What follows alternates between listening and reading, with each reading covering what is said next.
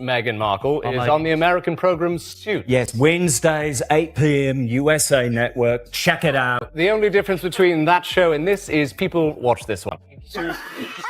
Queen summoned everyone to a private meeting. Everyone attended except Meghan Markle. I don't blame Meghan for not going because nothing good happens when white people invite you to the countryside. We've all seen Get Out. We know how this shit ends. Rose, no! No, the keys! Oh, be careful, bro. You know I can't give you the keys, right, babe? Damn! What did he say?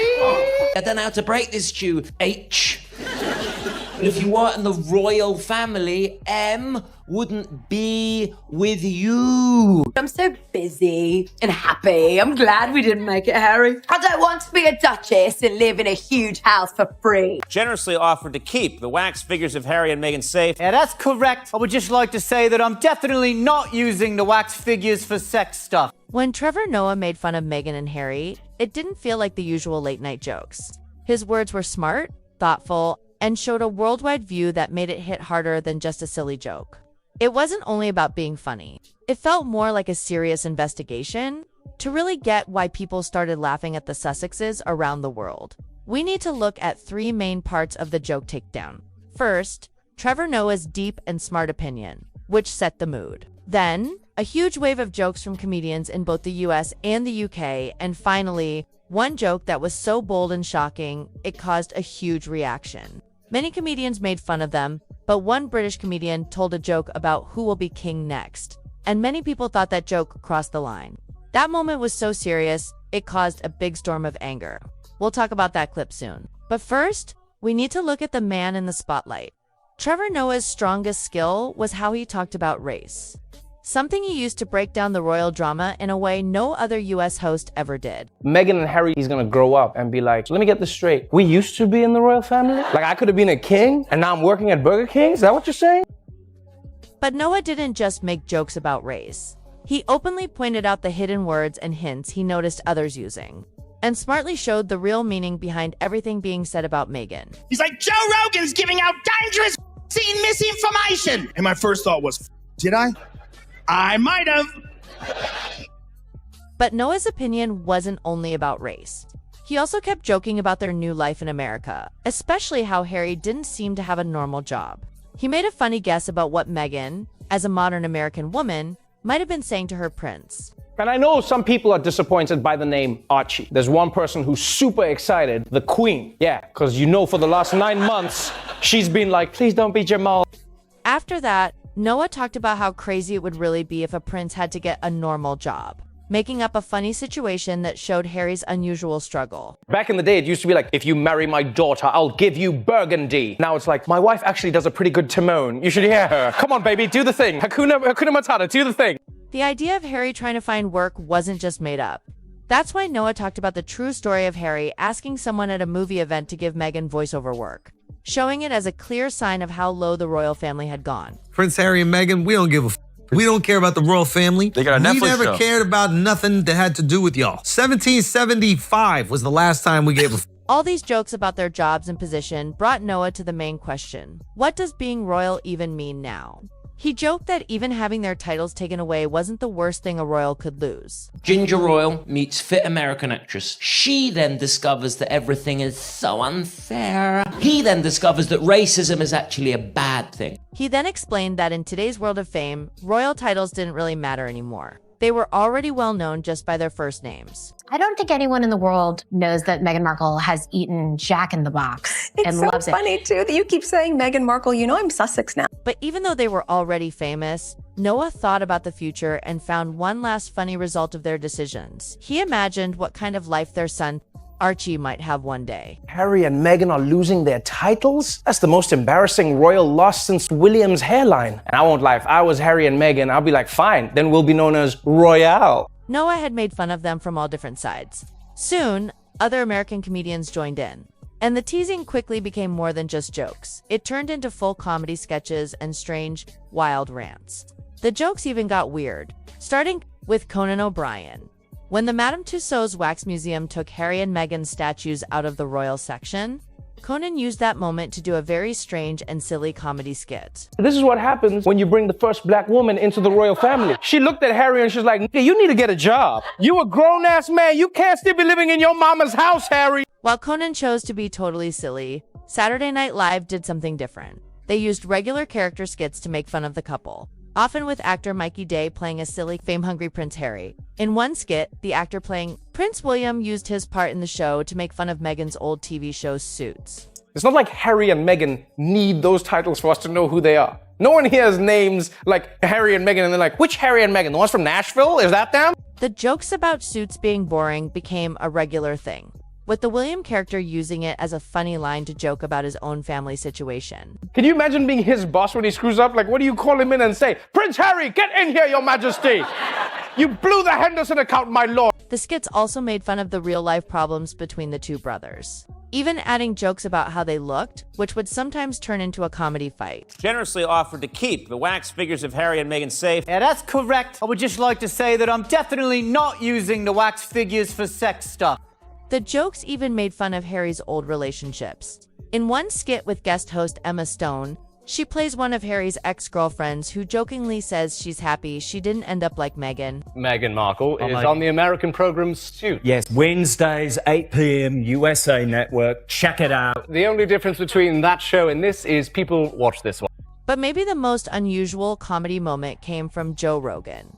This wasn't a planned skit. It was a real, live rant.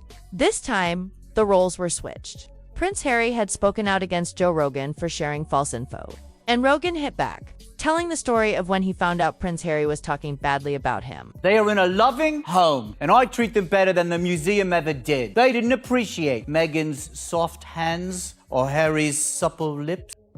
And his first reaction wasn't to get mad, but to have a funny and real moment of self-doubt. Buckingham Palace does not comment on political matters. Thank you and goodbye.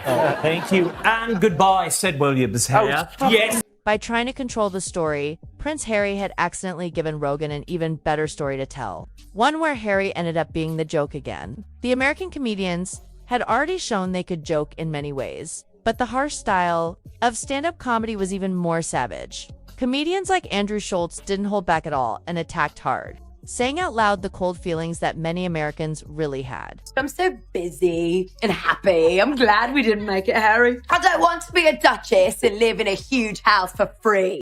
While Schultz totally ignored them, other comedians like Nikki Glaser looked at things differently. She joked about the not-so-fancy life Meghan might have had if she never married a prince. Whenever the kids are being fussy and not going to bed, she puts on an episode of Suits and they're out. So, what are you doing? Ow! Stop it! And if the American comedians were harsh, the British stand-up comics were even more personal. They used their closeness to the royal family to attack the couple's relationship at its core.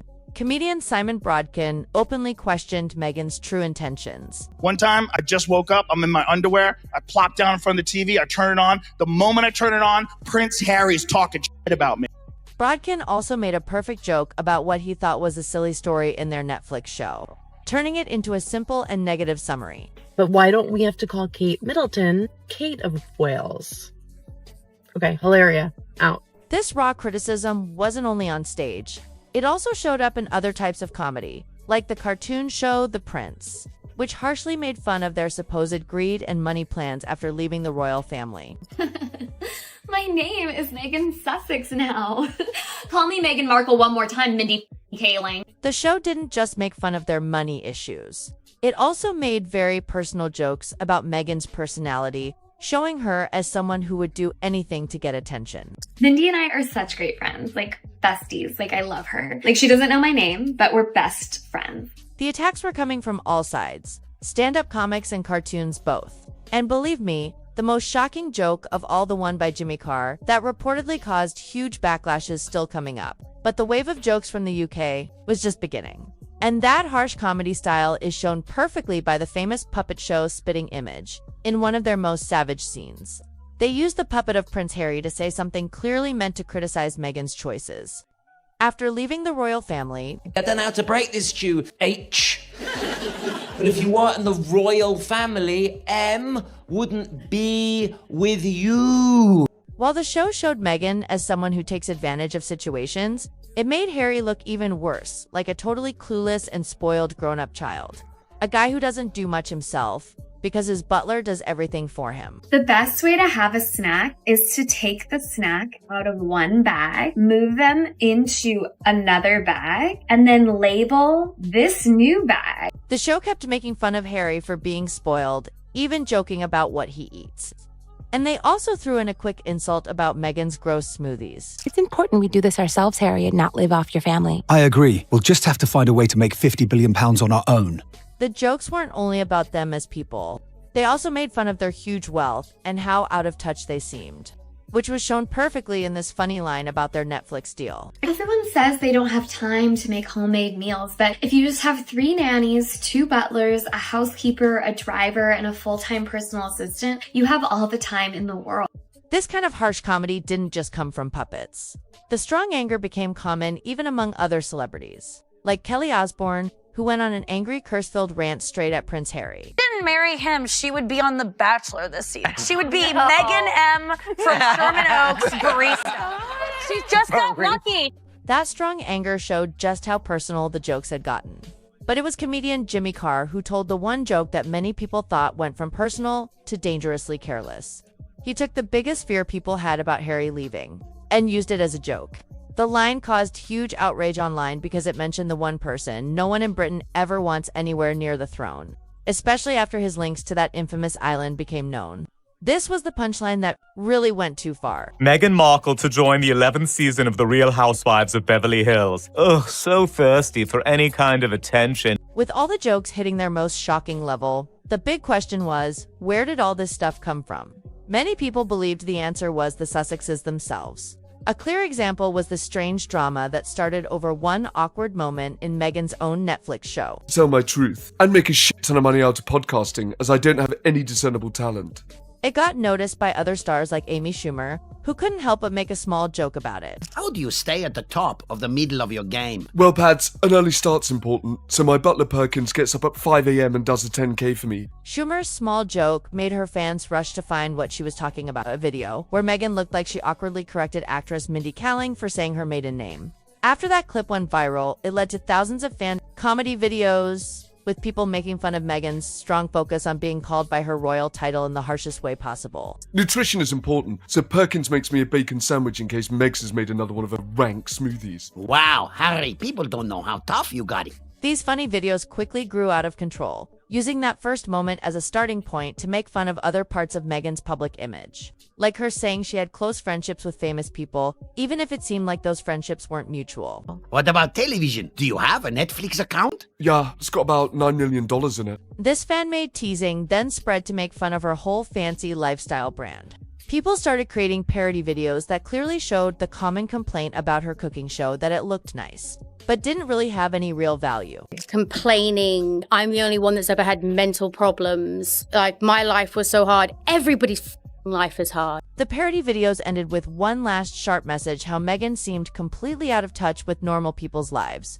They pointed out how strange it was for her to give advice while living such a rich and privileged life. If something terrible happened to William and Kate and the kids, right? The Queen and Charles are very old, they're going to go at some stage, and then you're left with King Andrew. No one wants that.